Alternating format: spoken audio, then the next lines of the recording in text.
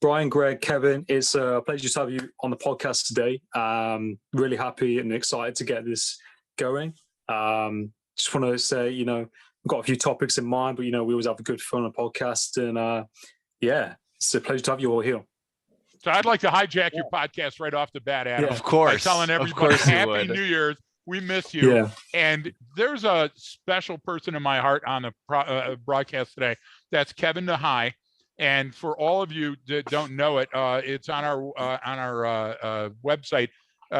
Now, instead of a nihilist, which is a person that rejects all morals and everything else, we have a nihilist, which is a person that and helps them and does stuff. So, Kevin, I'm willing to accept a check for that one anytime. Feel free to start using it today. We've been using it for about a couple of weeks now. So, Adam, that's all I've got to report. And what I have to report, thank you, Greg. You're welcome, sir. You're a special person in my heart. Your shirtless picture of you at the gym is also a special picture. Thank you. Thank you. Well, hey, if nothing can make you want to get back to the gym, that photo was perfect. Most people said, what is that shaved ape photo you sent? And I said, that's me. It's also a good way to keep from eating, because it will make you very upset physically when you look at your photo. So I have a client who jokes, and yes, I've done my due diligence to make sure it's a joke, that she watches the TV show My 600-Pound Life to keep herself in shape because it scares her. And at first, when she said that, my brain, like my clinical brain, goes to like, does she have like an eating disorder or like, a body dysmorphia that we need to talk about? But after hearing the joke a few times, I've concluded that it is a joke. But we could just riff and talk about nonsense for the whole hour. Adam, we shot some topic ideas back and forth. You want to get us started and rattle us off? Yeah, you mentioned mindset in the new year, didn't you? Accountability, and I think you mentioned something else as well. Well, is there anything else I missed? Yeah, I think why don't we just touch on that first one, Kev? Are you prepared? Let's talk about New Year's resolutions and how they can be counterproductive, how we can get the most out of that kind of stuff. Do you feel because that to me is a huge one. Yeah, so the reason that I chose or that I suggested New Year's resolutions is that all four of us are very much into personal improvement. We know that not only through our podcast and through our line of work, but also through the discipline that each one of us exhibits in our personal lives. And I am inspired a lot by all three of you, your personal accomplishments, your professional accomplishments, your work, the way that you live your lives. Having said that, I don't know the details of how all three of you go about accomplishing your personal and professional goals. And given that we're in the new year now, we hear a lot about New Year's resolutions. We hear a lot about new year, new me. There is also at the same time a lot of talk about how New Year's resolutions don't work and how instead you should be setting goals. In my experience, neither of them fully works, neither writing down your goals nor having New Year's resolutions. And it's not that it's not important to have resolutions or goals. Sometimes people will call them New Year's intentions or New Year's affirmations. It's all kind of under the same umbrella. And it's not that those things aren't important. They are important. You need to have goals to work toward in order to feel like a productive human being. But where I have found, both in my own life and in the lives of people that I counsel, we get tripped up, is that we set goals, not systems. A goal is not something that's always replicable. And sometimes a goal is not even realistic. It's too far away. But a system is something that is reliable. It's something that is replicable. And it's something that is as close within your reach as you would like it to be. So for example, if a person has a goal to lose 20 pounds this year, you need to implement a system that is going to produce that result. And that system has to come down to the micro level. So you could say, all right, in order for me to lose 20 pounds, I would like to, I'm going to have to go to the gym 25 times in 30 days. Okay. But what does that look like on the system level? If you really want that to work, it would have to be that Monday through Friday, I go to the gym from 9 a.m. to 10:30 or whatever. And now you can measure your progress and your activity against a system that is actually attainable and reliable and measurable. When you're measuring your progress and activity against the goal of, I would like to lose 20 pounds, it's very easy to get lost. It's very easy to get off track. And then of course, once we get off track, we say, well, what's the point? Or, and this is why we hear of people's fitness and nutrition goals and financial goals falling off after the first month. I don't think that the problem is the goal, because I think most people are smart enough not to say, I want to make $1 million in 2 months, which is just not attainable or realistic. I think the problem is the lack of system and the lack of accountability. So I'll throw this at you, Kevin. What I think you just gave is how to run your next Teams or Zoom meeting. It's not just applicable in life for losing weight. What you just said is that, hey, listen, while you're going through this process to make it better and more productive for everybody, you have to have this architecture, and this architecture has to come in each time that you say, okay, I'm going to do these things. Listen, we go through a dozen meetings a week that don't have any architecture on Zoom, and it drives me mad because we don't have that system in place. All we do is set this aspirational goal that, hey, maybe if we have more meetings, things will go better in our company. That's ridiculous. It's a goofy standard. And you have to have a realist like Marren along for the ride because, for example, I've been losing weight now. This is what, Brian, the 4th year, I think. Yeah. Okay. So my plan is over time, not the way Kevin tried to do it and see the end of himself at the end of it. That was a horrible plan. With mine, Brian would look at me when I was eating, and Brian would say, listen, you just ran for half an hour and you burned 120 calories. How about you put down that chicken wing? Do you get what I'm trying to say? You can accomplish the same goal and never go to the gym. So it took me to have a realist, a coach, a mentor, somebody to talk with me, because what I was doing is I was beating it up at the gym and I'm not dropping any weight. Well, I didn't notice that, eating 7 cheeseburgers probably was it was conflicting with my end goal. So what I like about Kevin, and Adam, this goes right back to you. What I like about Kevin is Kevin reminds me of Brian. He's brutally honest. He's absolutely transparent, and it's very simple. Get out the yellow bag. You need to make these changes in your life. And if you don't come back to me and tell me I'm still not losing the weight. That's why it fails. People come to me at New Year's and go, oh, I'm going to make a new start. What about Tuesday? Well, what do you mean Tuesday? Well, Tuesday's January 7th. What are you going to do Tuesday? What are you going to do December 3rd? That's what people think of this magic day. It's not a magic day. Throw that shit away and play the long game. Yeah, Kevin, your points on goals versus a system or a process is perfect, because it's like you said, it's the losing weight goal. It's like, well, I want to lose 25 pounds, and I'm the person who go, why? What are you doing that for? It's like, well, I got to get healthier. I just got to lose weight. Why do you? What do you need to lose weight for? Like, why don't you just enter a strongman competition where the extra weight's going to help you? Or something. It's just like, what are you actually trying to accomplish? Exactly. Okay, maybe we set this goal, but where does that fit in with everything that you're trying to do here? And that's why I focus so much, like you talked about, is I have to have a process or a system for something. Now, the problem with that is there's a lot of complexity, right? Meaning it's not clear, like I will lose this much weight in this much time, because that's not how your body works necessarily. It's all about, all right, here's the desired end state. Here's all the steps I need to achieve.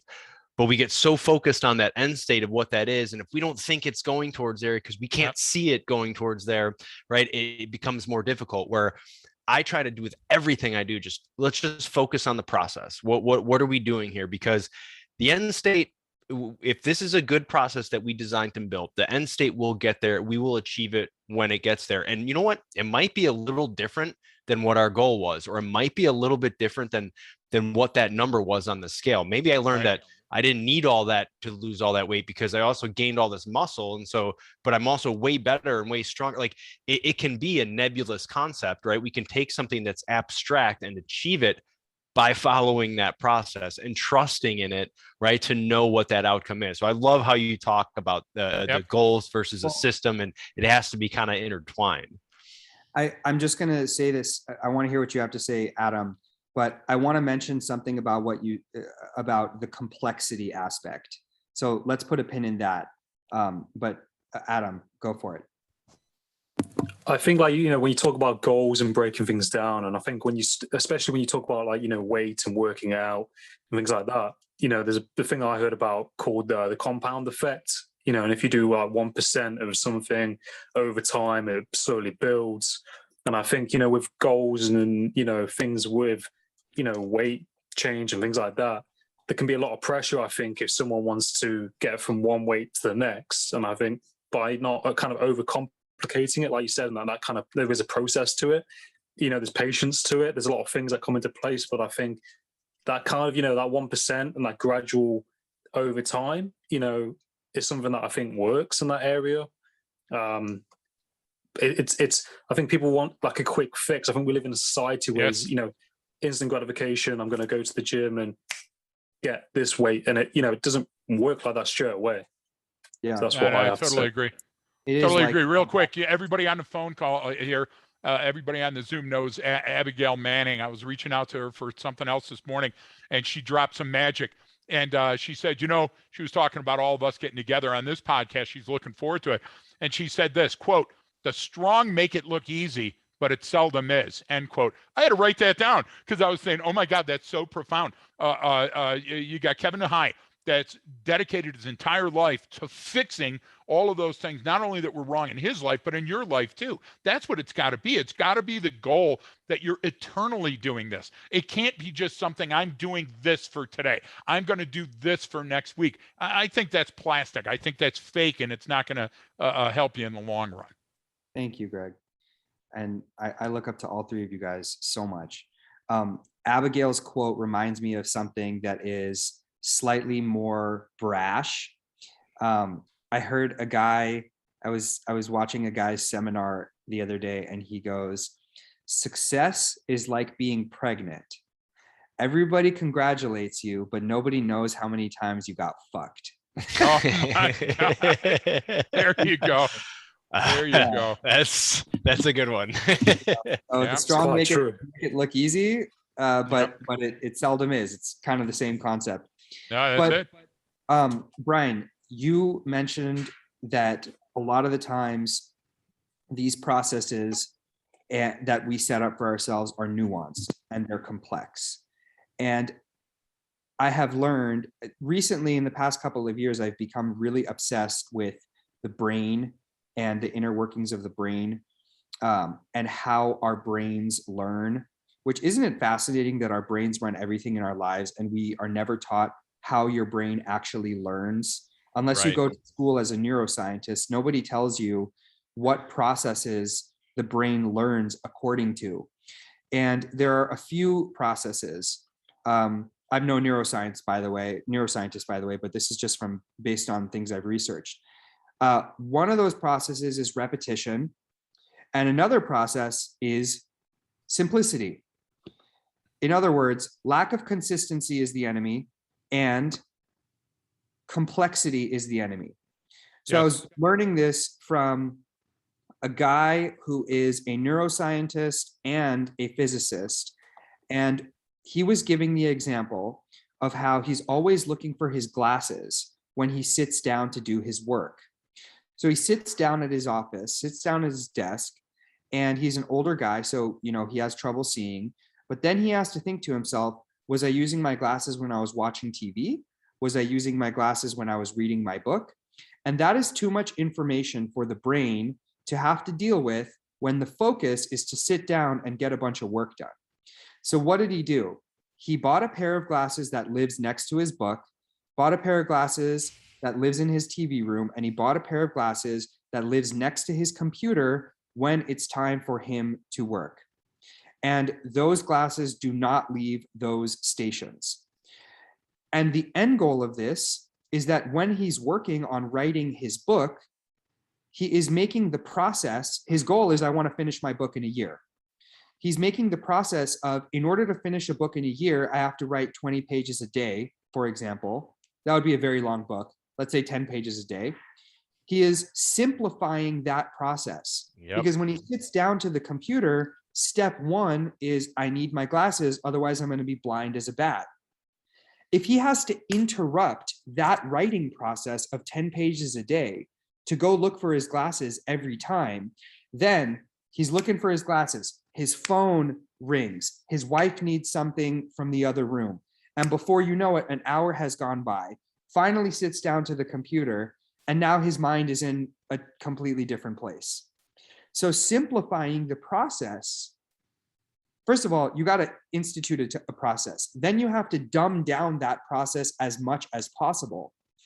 And one of the mistakes that I used to make in my life, and that I also see people making in their lives, is that we try to mold our lives around the goal or around the process, rather than molding the process around our lives. Yep.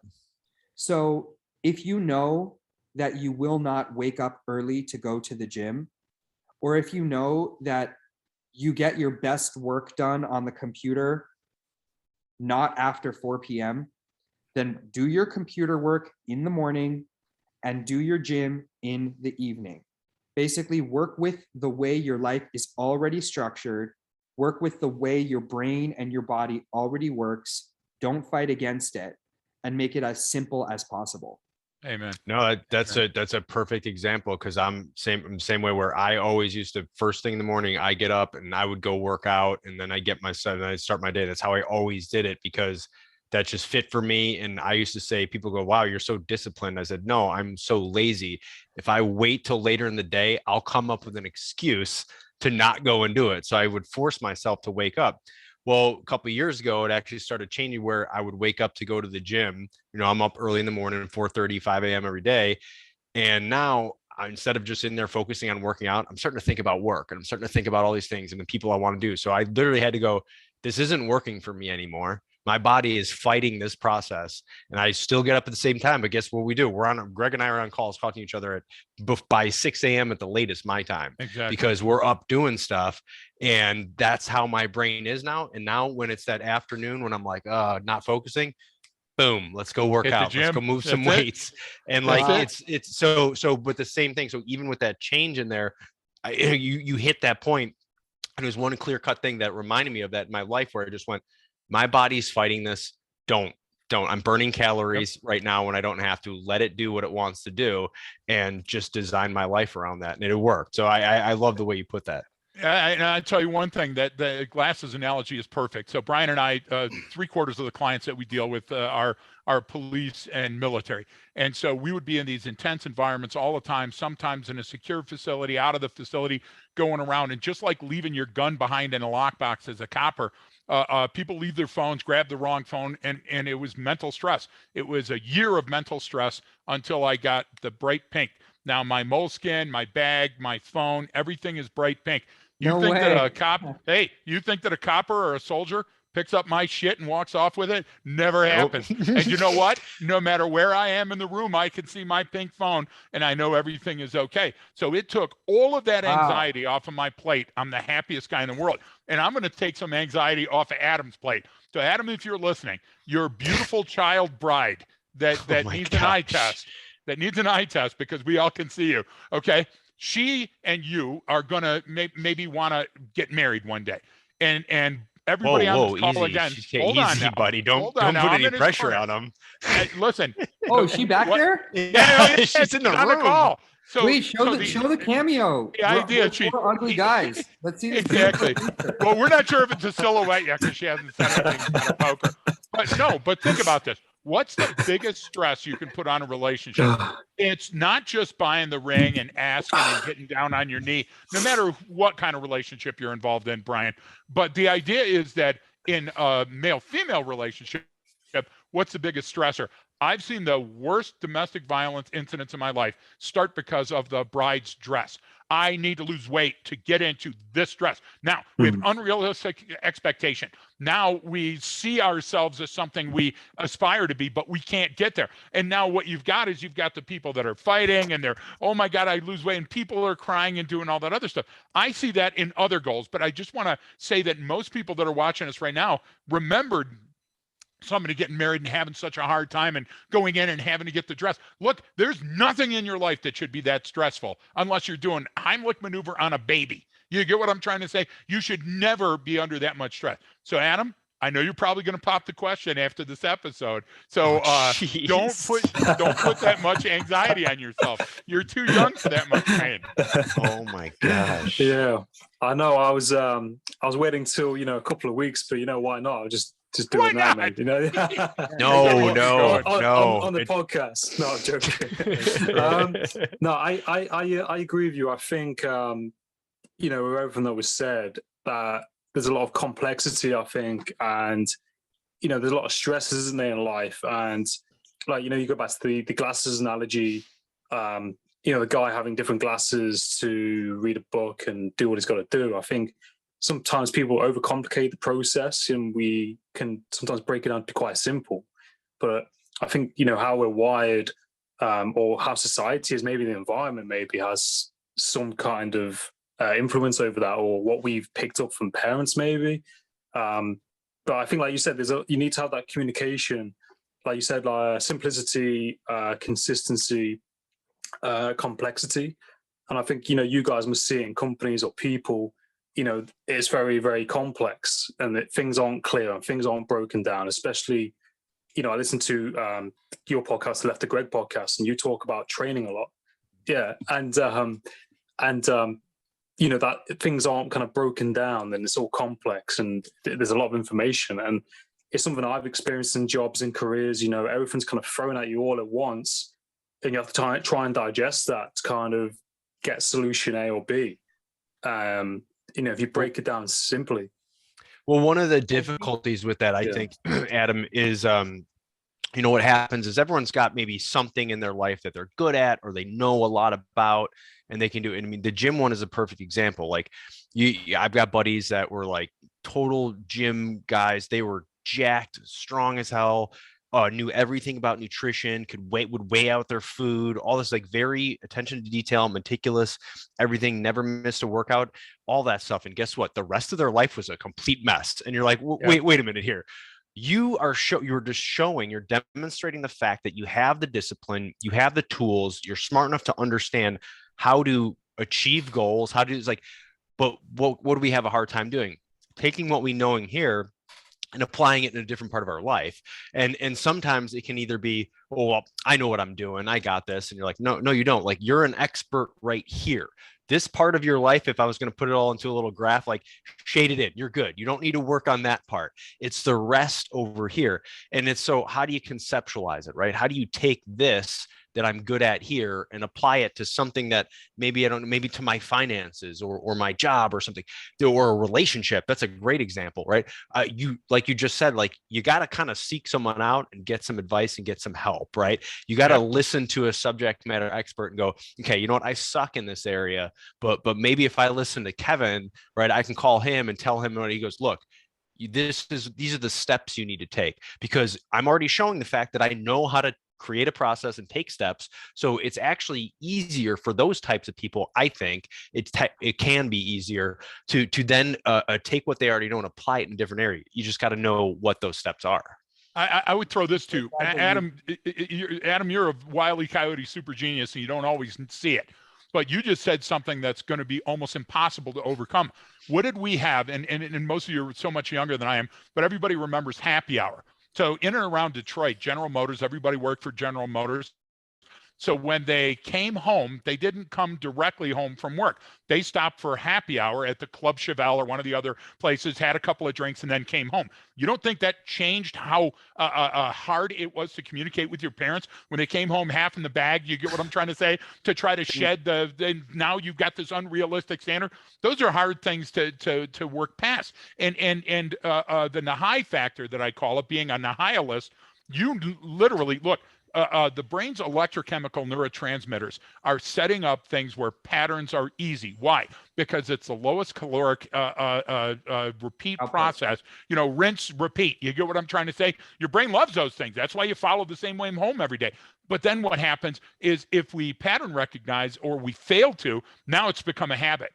And a good habit is a great thing. Brian's gym habits. When we go out and teach in-person classes, Brian has peppers and apples and carrots on the table instead of the stuff that I used to have on the table. I would chain smoke menthols and then come in and eat shit, all the time and wonder why I couldn't sleep and diabetes wanted to. Greg wouldn't stop teaching while he was smoking. Sometimes he would prop the door open and smoke a cigarette while he's clicking on a clicker. Because I needed that fix. That's totally true. But it took more to get rid of that habit than I've ever given to any other aspect of my life. Why? Because I went it alone. I was out there, instead of calling Kevin and saying, I'm feeling like crap today, or meeting up with Brian and saying, how can I break this cycle of self-abuse?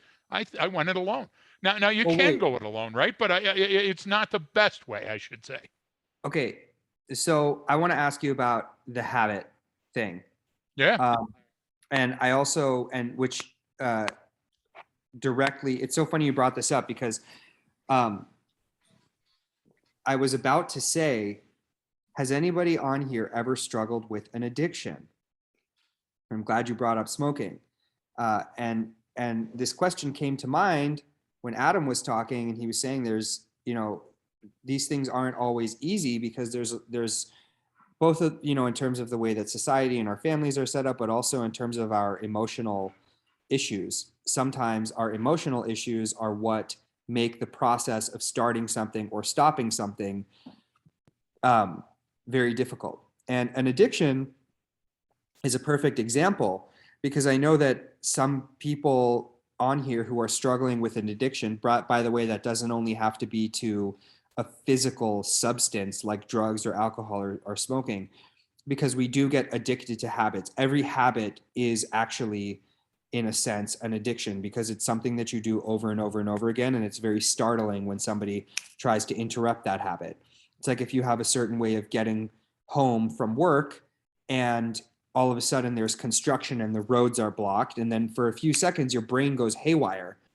And it feels almost like a withdrawal of, shit, what do I do now that my way home from work is blocked? So all of these habits sort of become addictions in that they become very familiar to us. Now, quitting smoking is going to elicit a different type of emotional response than taking a different way home from work. But I know that there are people listening to this podcast who struggle with some form of addiction in one way or another. And they're going to be saying, well, you don't understand. It's not that easy. It's not as easy as setting up a process and sticking to that. Because not only does it require immense discipline, it also requires the ability to overcome or confront whatever emotional issue has put you in that position in the first place.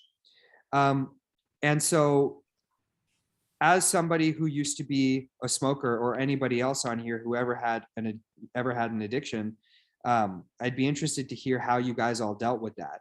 I can say for me that I was on two sides of a very ugly addiction. I was severely anorexic, which is an addiction to starving yourself and an addiction to restricting and controlling your food portions. We don't typically think of anorexia as an addiction, but it does classify in terms of the things, the emotional response and what's going on. And then once I recovered from the anorexia, I swung the pendulum to the other side, and I had a food addiction in the form of binge eating disorder. So I literally went from being 112 pounds, eating 600 calories a day, doing a whole bunch of therapy that was supposed to, get me off of that, but I didn't actually heal the emotional, the emotionally troubled relationship with food and with my body. And I swung the pendulum to the other direction, where I would eat a whole meal with my family. Everybody would be, you know, clapping like, we're so happy you're okay. And then I would go and buy 24 donuts and eat them alone in the car, being ashamed.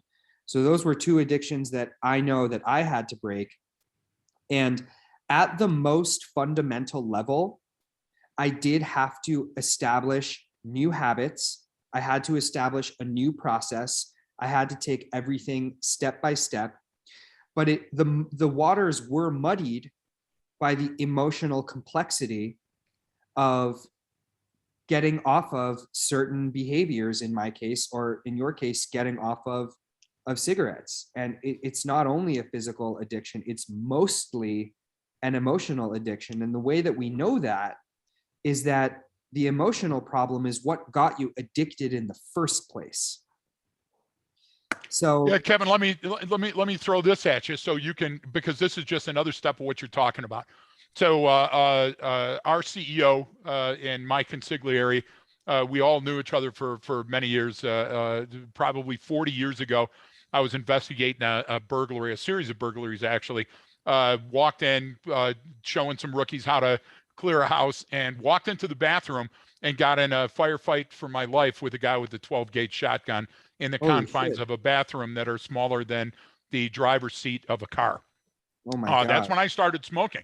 I walked out of that situation with, I can't tell you the trauma, and the closest person had a menthol. I started smoking menthols. At that point, I said, nothing can kill me. I've survived things that you wouldn't even imagine. And every single time that I got in my car, I saw the person that lost in the back seat. I couldn't go into a bathroom without turning the lights on, and if the shower curtains were closed, I'm stuttering even trying to relate it. It still bothers me mentally now. I would sit in a hotel room and eat an entire bucket of KFC and chain smoke pack after pack of cigarettes and down alcohol away from everybody to show that I still had it together. I was killing myself every day because I was looking at that situation and saying, oh my God, I can't get this out of my mind. It's killing me, right? So the idea Can I just say was, one thing really quickly? Please. Really quickly. Thank you for sharing that. I'm so sorry you went through that. But the one thing I want to say is, the second you walk out of the most traumatic moment of your life, you pick up a cigarette. If you had picked up a banana in that case, that would be the healthiest, most potassium guy you're exactly right. No, but you're exactly right, Kevin. My point made is the connection between trauma, exactly, stimulus, I need some kind of relief, boom, cigarette. It took years for me to get away from that. And the idea was that look, everybody's seen everything. Everybody's got a reason behind their trauma. Wasn't the first firefight, won't be my last. You get what I'm saying? But that one hit me at that time in that place, and I allowed that groove on the record to start forming. And just like the Grand Canyon of the Gunnison, it etched a little deeper and etched a little deeper.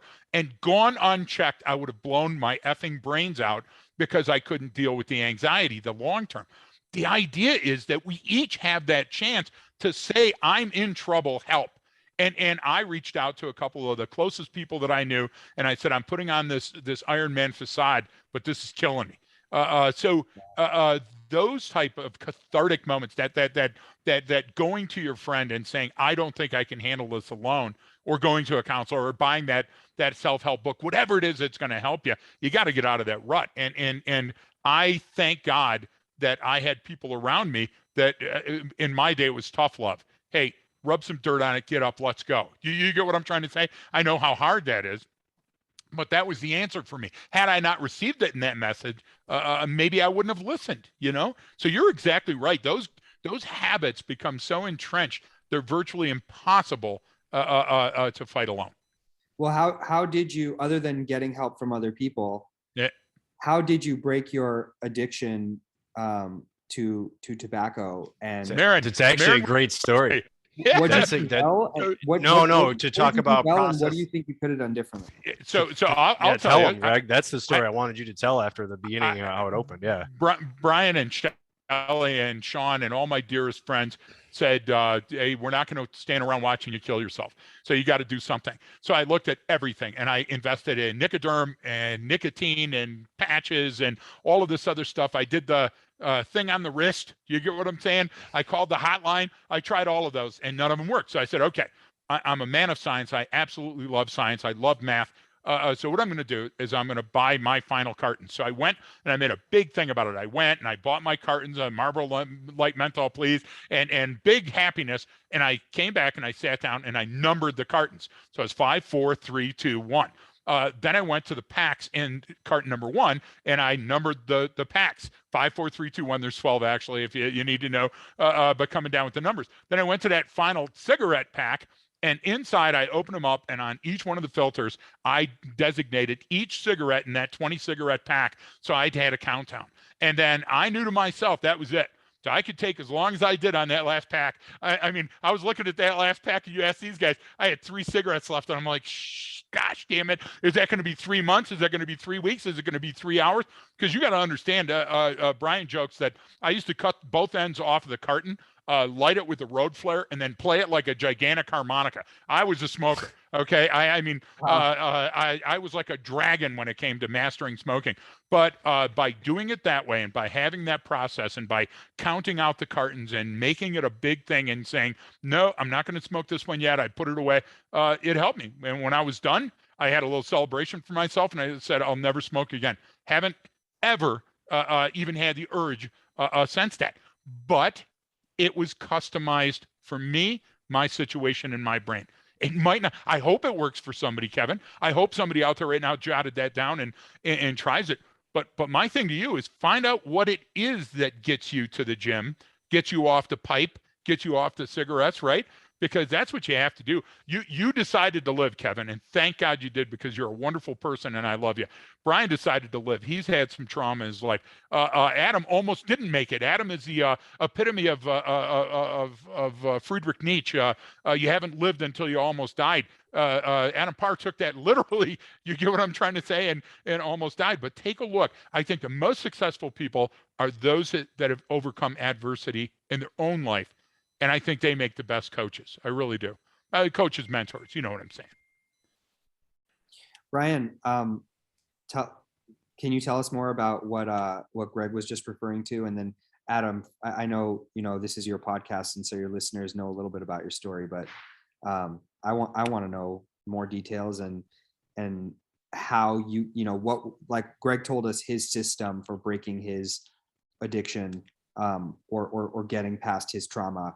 And Greg, I'm so glad you shared that story because, again, there's a lot of emotional nuance and complexity to it, a lot of trauma to overcome, but at the most fundamental, it requires a system. So what was that for you guys? Exactly right. Well, I want to hear Adam because Adam's got a very unique, interesting story, and his is when he's young. You know what I mean? So, which is even kind of more powerful. I mean, and I don't know, like it's just different. So I would love to hear Adam's. Yeah, I mean, mine kind of started when I was a teenager. I was kind of fueled by my ego. Wasn't really thinking about what I was doing, where I was going. Massive people pleaser in school, just trying to find my way and fit in. And yeah, just, had a lot of arrogance as a teenager, that kind of thing, didn't really care. And then I ended up, on a roof with friends, messing around, goofing around, as you do. And I fell through a skylight on a roof and, I fell through probably about 13, 14 feet. It might have been higher. Cut my arms open. Sorry. No, I said Jesus. Yeah, cut my arms open. I had like lacerations, and I fell on like a sink cubicle that broke my fall, and I was in a state of shock because I was bleeding. My initial thought was I'm gonna die, and I don't know what my heart rate was, but it was pretty. I was experiencing trauma. Anyway, over time, I kind of developed PTSD. Anxiety, depression.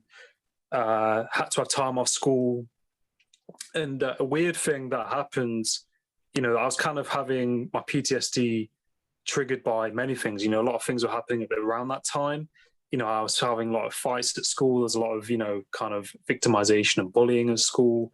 My stepdad, wasn't the best stepdad. A lot was going on with that at the same time. So from all these areas, it wasn't just the accident. There was, the school, my stepdad at the time, the accident. And when I was going to hospital, I remember it clearly when I was going with the paramedic, bandaged up. I saw a guy who I went to school with, and he was waiting outside the hospital. And I think probably a couple of months later, he ended up passing away because he had a brain tumor. But then I was triggered by that.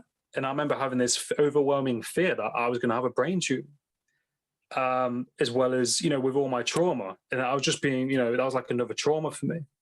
But anyway, like over time, I had to have, therapy. My mum was luckily doing her hypnotherapy course because she's a therapist.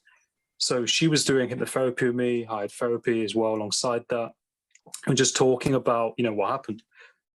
And it was like almost like the best way I can describe it is like smashing a pane of glass and having to slowly rebuild it and understand, what's going on. And trying to piece together, what was going on, why I was thinking what thoughts I was thinking, why I was having the emotions that I was.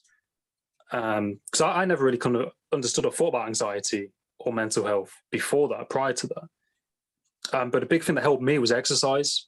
And my mum talks about it every so often. And she said she remembers taking me to like a leisure center, like gym, and seeing me on the treadmill. And I basically my body was kind of weighed down. I remember the feeling of like, cement bags weighing me down. And she said I wasn't really running on the treadmill. It was like I was kind of stumbling, because of the trauma. And then over time, I kept running on the treadmill. And then sooner or later, over time I was running. And I kind of got into fitness, and that really helped me with my PTSD. I no longer have anxiety or PTSD. And I think, a lot of, the exercise helped me a great amount, talking about it. I was about 13 years old when that happened. I'm 27 now. So it took a while. And I think I used to get frustrated with myself as to why this was happening. Why am I having panic attacks? Why am I feeling this way? Why me? And it took a very long time for me to kind of accept that, it's okay. And, to kind of reprogram myself, if that makes sense. And that's kind of like my kind of story. That's incredible, man. I mean, just to hear you listening, like I understand that feeling, what you're talking about, and imagine someone seeing you running on the treadmill like that, where this is what a lot of people don't understand when you get into both mental health and physical, and how how what's going on inside your brain really, really controls your body. And that's, it's a great book about kind of heuristics and all that, but it's called, we use the tagline from this, it's called Subliminal by Leonard Mlodinow, but he says, your unconscious mind rules your conscious behavior. So without even realizing that. And so then that has that negative effect again, right? The biggest thing is, like, since I work out a lot, guys, I know work out a lot. Like anytime you get like a little injury from it, it's the worst thing ever, because you can't do your routine. And then so your performance not only suffers because, let's say, your shoulder's bothering you, but your performance is now suffering because you're so mentally affected by it. And it has a literal direct impact on your physical well-being. And so it's the treadmill example is perfect because it illustrates both. You're explaining the way you felt being weighed down, and then how that manifested physically, where your mother saw you going like, what, you look like you're dragging, you're not even running. That's an amazing image right there. And it's really powerful. And I appreciate you talking about it too, man. Brian, you're welcome. 100% feel what you're saying, because I'm a gym junkie as well. And back in December, on December 14th, I had an accident. I tore my ACL, tore my MCL, and broke my tibia. So for the last however many weeks, I've been dealing with a bum knee, and I'm can't do any leg workouts other than my physical therapy. But you know, for us, it's like we get into the routine of working out a lot. One little thing, like an injury, shoulder, knee, whatever, it in the grand scheme of things, you know, thank God it's not that bad, but it drives us crazy because it takes us out of our habit and out of our routine. If Exactly. Greg is, you know, used to smoking menthols while he's teaching his courses and his seminars, and all of a sudden he realizes that he left his cigarettes in the car and he has to teach a seminar in 2 minutes, it's, you know, it's not the biggest deal in the world. He can, you know, have a cigarette after his seminar, but it's going to drive you nuts because our brains get so addicted to our routines and to our habits and to the things that we do. And, you know, the power of that addiction works both ways. If you can establish, like, you, me, Greg, and Adam, you as in Brian, all four of us use exercise to help us overcome our emotional problems. That has become clear from this conversation. That's true. And so the power of habit and the power of routine works both ways. You can establish habits and routines and systems that are very detrimental to your mental health and well-being, or you can use them to propel your mental health and well-being, and they function the same way. It's just a matter of how you are using them.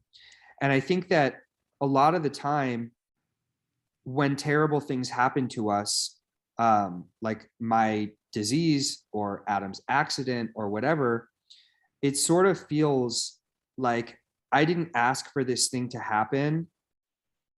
Therefore, my life is controlled by an external force or external circumstances. And it's very easy to feel victimized. And in some senses, terrible things happen to good people, and you are a victim of that circumstance.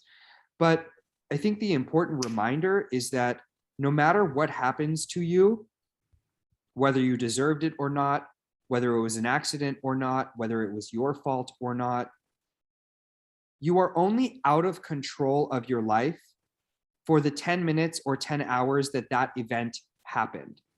The second it's over, you are back in the driver's seat. Even if the after effect is tons of trauma or PTSD, you're still in the driver's seat of getting over that PTSD and that trauma, right? So my life was spun out of control when all of a sudden I got this disease out of nowhere, and it turned into depression, and it turned into anorexia, and it turned into suicide. I didn't ask for those things. You didn't ask for that firefight. Adam, you didn't ask for that fall, for that accident. So of course our lives are out of control for the time that that's happening. But it seems, I mean, for me, it took me 5 years to get my life back in control.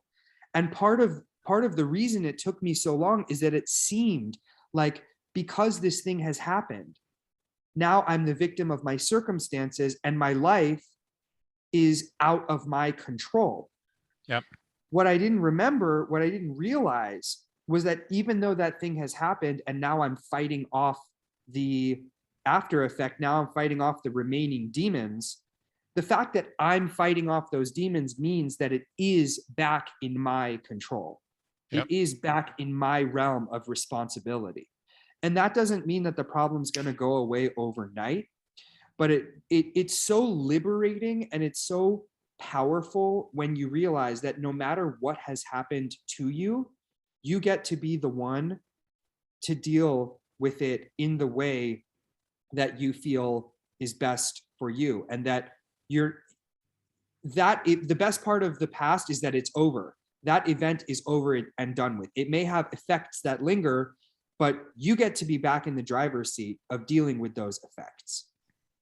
This is why I love my Nahai list. So Yeah. I'll give you an example. Brian and I were teaching a course in College Park, Georgia, of all places.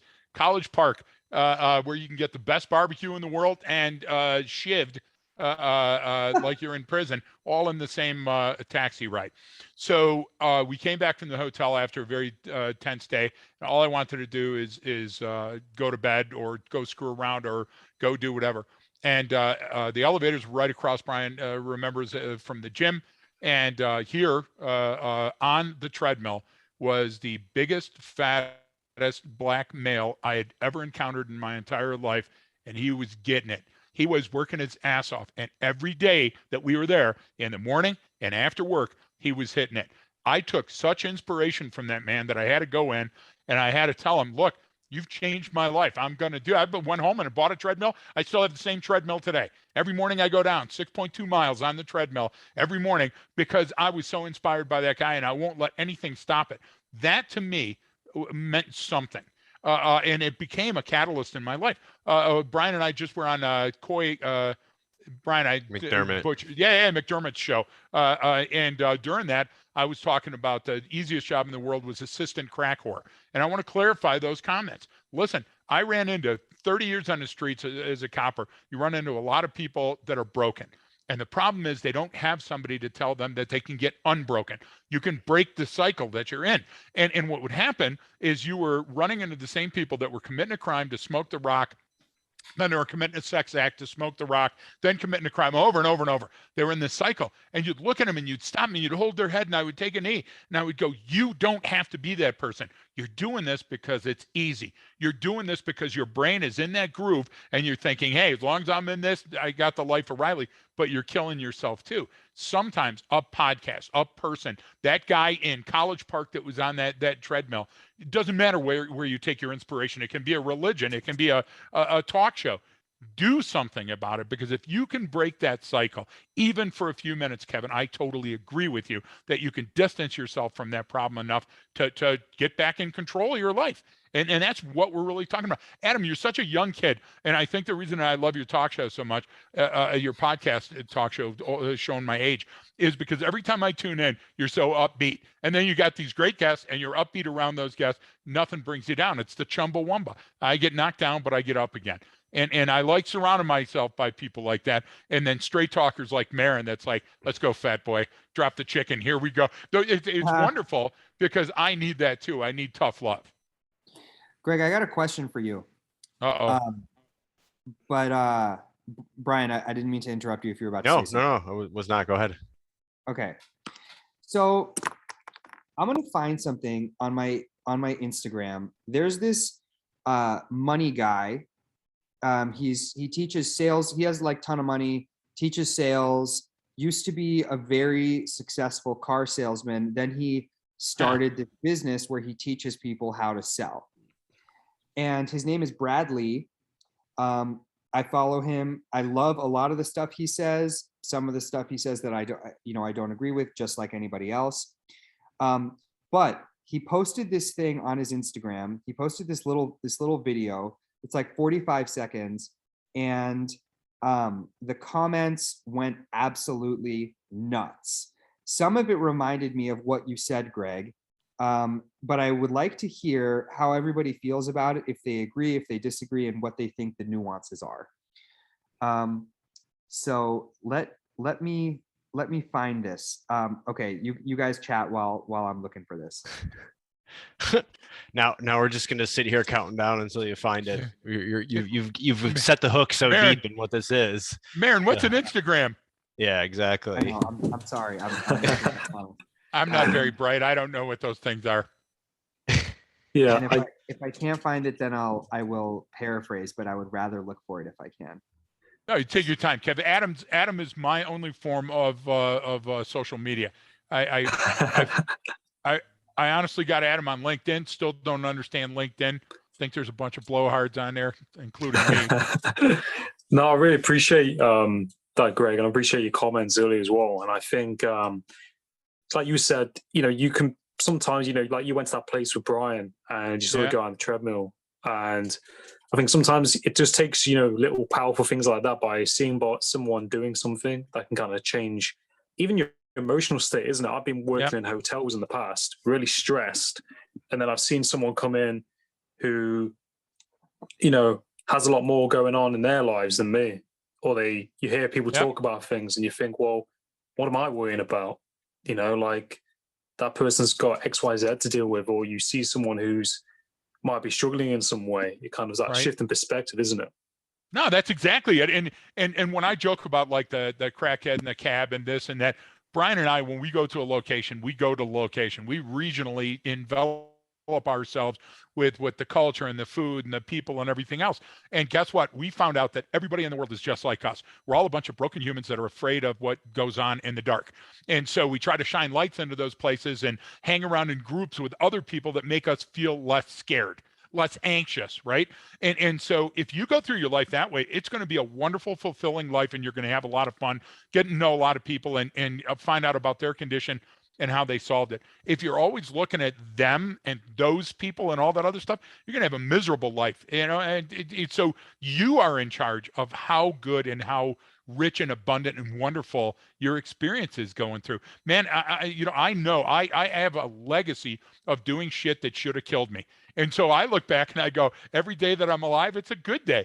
Then you meet somebody like Brian and you look at all the experience that he has and all of his friends that didn't make it to be on a podcast and do that. Now you can either dwell on that and you can make that a miserable thing and rip your shirt so you can see the reminder all the time, or you can drive on and do great things. That's why when Brian talks that we meet every morning, we get on a Zoom every morning and talk about our day. What are we going to do today? How are we going to change those lives? That's why I tried to throw you some proppers when you were going through some times, Adam, and you weren't sure if you were going to continue with the podcast. You had to, man. Your podcast is wonderful. People hugely benefit from your podcast. Yeah. Yes. No, it's true, isn't it? And I really, appreciate, everything. And I Kevin, think well, hold on, Adam. Kevin, are you That's ordering right. food? What's going on here? I wish I was ordering I'm food. sorry. Yeah, when you're every ordering time I look- food, Every time I look he's at on you, I that go, app. it's calling Uber.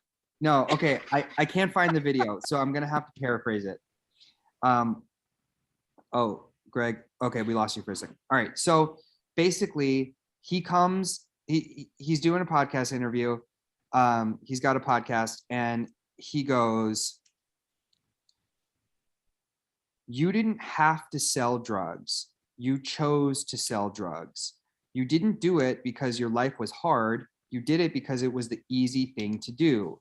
There's a black kid who grows up in the hood and goes on to become a doctor or a lawyer or a state senator. And then there's a black kid who grows up in the hood, or any poor person from any area, and ends up in jail. And that it's 100% in the mind, and that you are 100% responsible for the choices that you make. And if you ended up in jail, it's because you committed a crime and you have nothing to be complaining about." Now, everybody in the comments goes absolutely batshit. They're like, "You have no idea what you're talking about.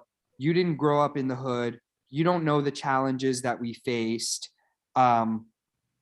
Even people who did grow up in the hood and who used to sell drugs and who are now very successful commented, "Brad, you're totally out of your league on this one. I can tell you that it's not that easy. I had to pay for my kids because my mom, the single mom was a crack addict and she died and whatever." But then the other half of the people are saying this is 1000% true. And, I grew up in a broken home. I had this disease. I had that addiction, whatever. And when I found myself in jail or in the back of a cop car or in an addiction center or whatever, at the end of the day, it's because I was doing things that were easy. It's because, they were what I knew how to do, and nothing changed until I decided to change my behavior. So, I think there's a lot of nuance to this, but how polarizing the response was in the comment section, I thought I would bring that concept to your guys' attention. I wish you could find the video. Kevin, let me tell you this. I am in violent agreement with what your video's off, by the way, Greg. Yeah, I turned it off just for a minute because my signal's unstable. I'm going to turn it back on here Okay. just for a second. I'm in the middle of nowhere, Colorado. So the point that you're making, I think, is fantastic. Here's what I would tell a car dealer to step off from. Stop talking about where you grew up or where you were. People are the same all over the world. Doesn't matter the color of your skin, the religion you portray, anything else. We've all had the same human condition. Unless you're born with the platinum spoon in your mouth and people can pay for it. And guess what? I know a bunch of them people that ate a gun or killed themselves or did it too. So take a big step back and take a look at this.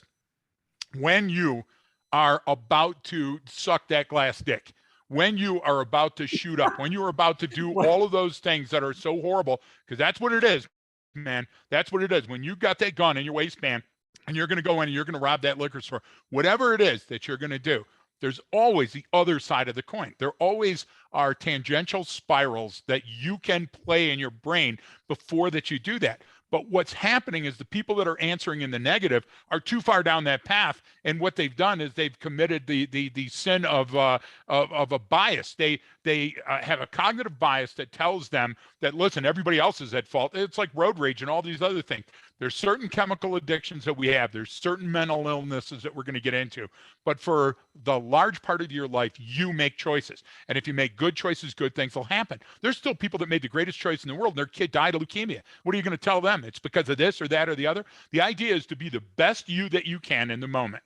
And I would tell those folks that got off at the wrong exit or off the rail, you got to ask for help to get back even. Because if you don't, you're going to go further off, and then everything looks like us versus them. Everything will come up like us versus them, and so it's easy to throw platitudes out there, and not to get your guy on the bad side of me either. But listen, MLK Day just went by, and I read a bunch of platitudes from MLK. But if you don't fucking live that platitude in the middle of August, then kiss my ass. That's what I get mad at, right? Is that people talk all that crap and write a book and have a video and everything else, but then they're the worst offenders or they don't follow through with it. There's a person right now that needs help. And Kevin, you're the kind of guy that can give that help. There's a person right now that is struggling, and Adam's podcast is the one that can bring them on. So all I'm saying is that, step back from the edge. It's not binary. It's not this or that. It's not black or white. And I think you saw that. Yeah, I think I get both sides of the comments, right? I understand both reactions because, there's, like, you always talk about it and I always talk about it too. Life is about choices and the choices you make. So his statement is valid. It's true. And it can be shown in a number of different areas, right? So that yes, it's about choices. But then not necessarily the counter argument to it, but the argument for the other side is, but like, if I grew up and all I knew was that life, maybe I didn't know, or that's all the options I had. But then the very simple question is that, well, did you know what you were doing was wrong? And if they say no, because this is what I was taught, okay, exactly. I understand that. But how many of those people would say, yeah, well, I knew it was wrong, but okay, so start with that. But you don't know statement. me, exactly. Yeah. Yep. So if you didn't know what you were doing was wrong, I understand that you may still be responsible for it, but you weren't ever set up for success. But if you knew, then you don't really have much of an argument there. You can't say, yeah, I knew it was wrong, but I had all these things to do. It's like, yeah, everyone's got shit to do. And then counter that. What if it wasn't a rich kid or what if it wasn't a poor kid? It was some rich kid who never had to work a day in his life. Now he's selling drugs and addicted to this and all this. It's like that. So now all the arguments go out the window. That it's like, well, wait a minute. Like, how is it different for him versus someone that grew up in a, we're going to give them more leeway.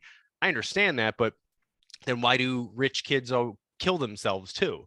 Okay, well, there's pressure put on them just because they were born into a wealthy family doesn't mean that now they suddenly have to take on, like, what? So you're going to hold me to a higher standard because of what my parents did in life or something? Like, that's unfair. So I mean, so we're gonna treat the poor kid and hold them to a different standard than because their parents didn't raise them with enough support. Like, it's this weird, we always, this is and we all humans are hypocritical. We have this, well, you don't understand me, my situation is different. Oh, okay, sure, no, your situation is unique, but it's not that different. And we always want to say, well, we're so hypocritical where we'll say, yes, I believe this thing. Well, but not in this domain right here. That's different. It's like, well, do you believe in the principle or not? It has to apply equally. Right. So that's the complexity of human nature that I love, because that's what makes it interesting and exciting. But I see both sides. It's just I don't like these arguments, or I don't like these discussions very much. Yeah, there's no winner. There's no clear winner. Yeah, there is no winner. But I got into this very discussion with my brother-in-law. I like this guy, Bradley, and he's not my guy. I don't know him at all. I think that, he probably overstepped his bounds a little bit, in the way that he presented it. I think that, there's a more tactful way of getting the same message across. Right. But I did get into a similar kind of debate or argument or conversation, depending on how you look at it, with my brother-in-law.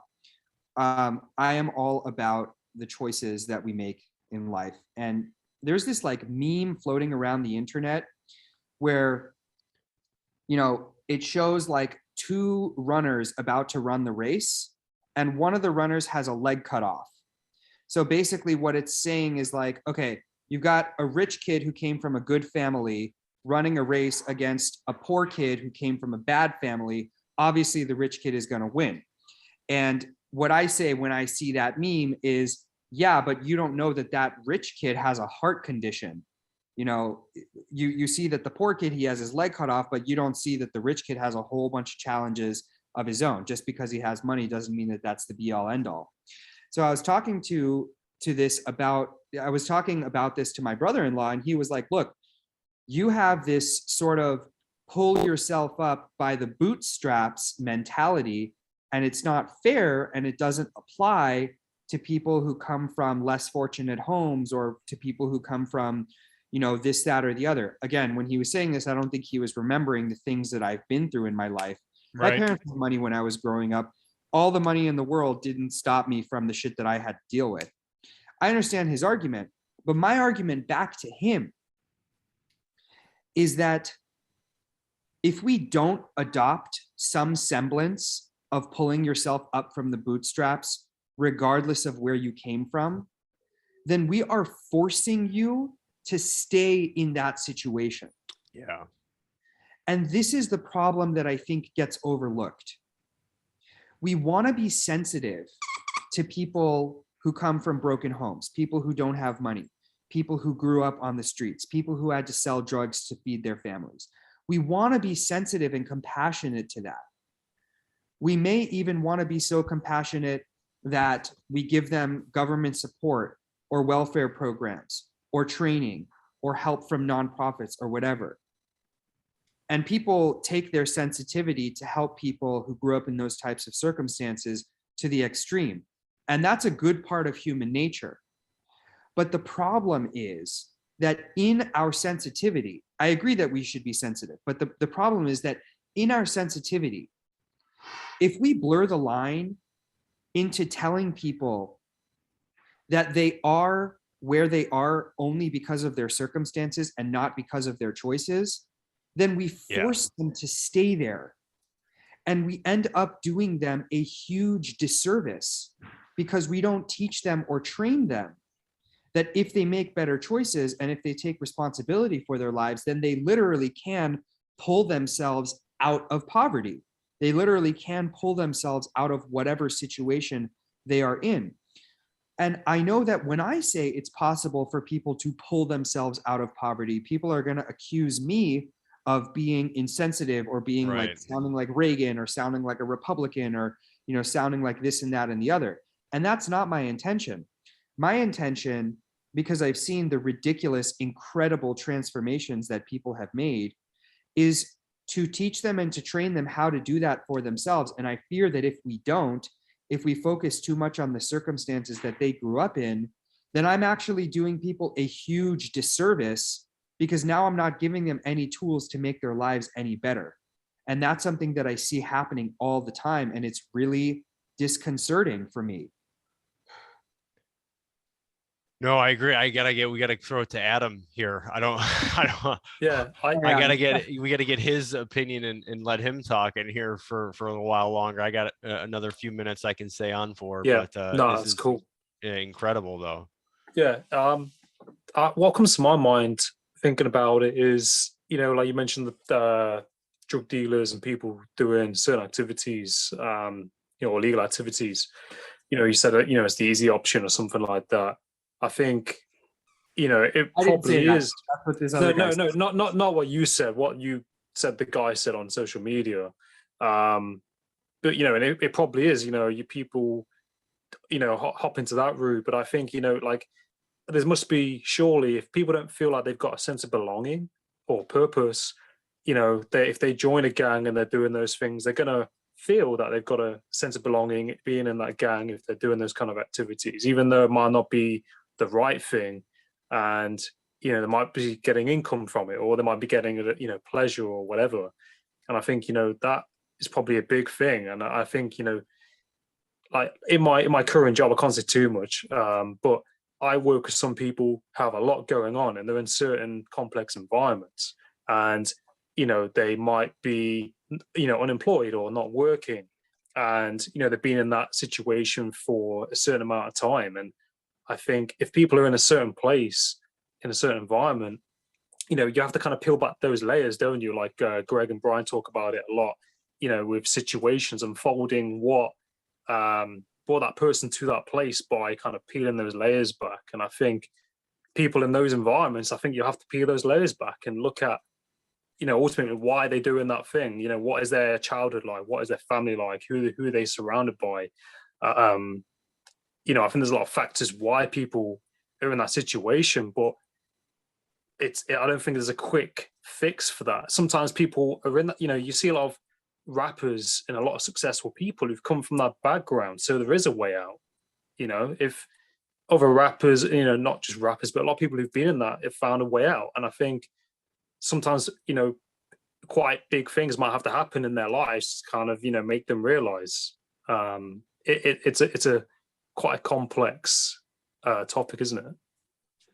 Small subtle changes over time are likely to make more of an impact in your life than huge rudder movements and big steering wheel turns. And no matter where you think you are, if you're listening to this podcast still after an hour and a half, if you're still listening and you think you need help, reach out to Adam, reach out to Kevin, reach out to Brian, reach out to me. I'm just like you. I'm a messed up, unique little snowflake, but there's somebody that will listen to you and will help.